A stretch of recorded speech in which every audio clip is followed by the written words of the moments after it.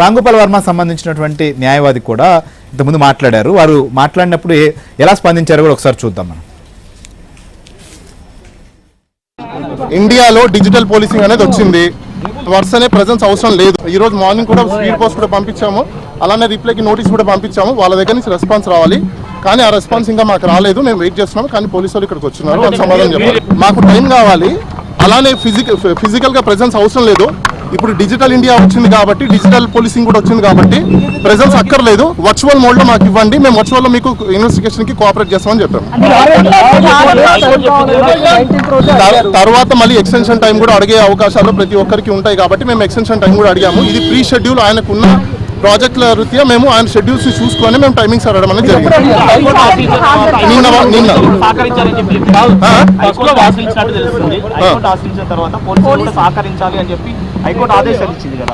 హైకోర్టుకి సహకరించాము. హైకోర్టుకి ఆశ్రయిస్తే ఇంకా బెయిల్ అప్లికేషన్ సంబంధించిన రేపు వాదనలు ఉంటాయి. క్వాష్ పిటిషన్ కూడా మేము ఫైల్ చేసాము, అది కూడా హీరింగ్ వస్తుంది. క్వాష్ కొట్టేలేదు, అదే మీకు చాలా మంది తెలియదండి. క్వాష్ కొట్టలేదు. క్వాష్ కి ఇన్స్ట్రక్షన్స్ కి నోటీస్ కి పంపించింది, వాళ్ళ సైడ్ నుంచి కౌంటర్లు దాఖలా చేయాలి. దాన్ని కొట్టేయడం అన్నారు. దాన్ని కౌంటర్స్ వేసిన తర్వాత ఫైనల్ గా హీరింగ్ చేసి అసలు ఈ కేసు నిలబడతాదా లేదా అని చెప్పి తర్వాత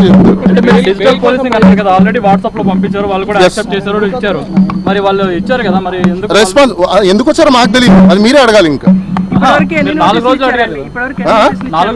అది ఫస్ట్ టైం ఇచ్చిన నోటీస్ కి మేము అడిగిన టైం కి తర్వాత సబ్సిక్వెంట్ గా మళ్ళీ నోటీస్ పంపించారు. దానికి కూడా మేము ఆన్సర్ ఇచ్చాము. స్పీడ్ పోస్టులు కూడా పంపించున్నాము, అలానే వాళ్ళకి వాట్సాప్ లో కూడా షేర్ చేసాము. ఎస్పీకి పంపించాము, డిఎస్పీకి పంపించాము, అలానే ఎస్పీకి సంబంధించిన సీసీ వాళ్ళకి పంపించాము, ఎస్ఎస్ వాళ్ళకి పంపించాము. అదే విధంగా ఎవరైతే సర్కిల్ ఇన్స్పెక్టర్ ఉన్నారో ఆయన కూడా పంపించాము.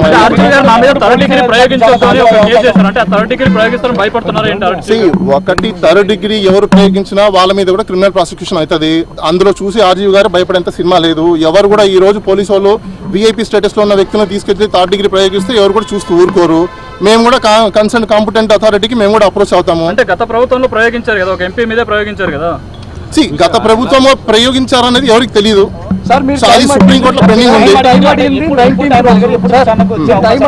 19th తర్వాత మళ్ళీ కూడా సబ్సిక్వెంట్ గా నోటీస్ పంపించారు. 25వ తేదీ ఈ రోజు అటెండ్ అవ్వమని చెప్పారు.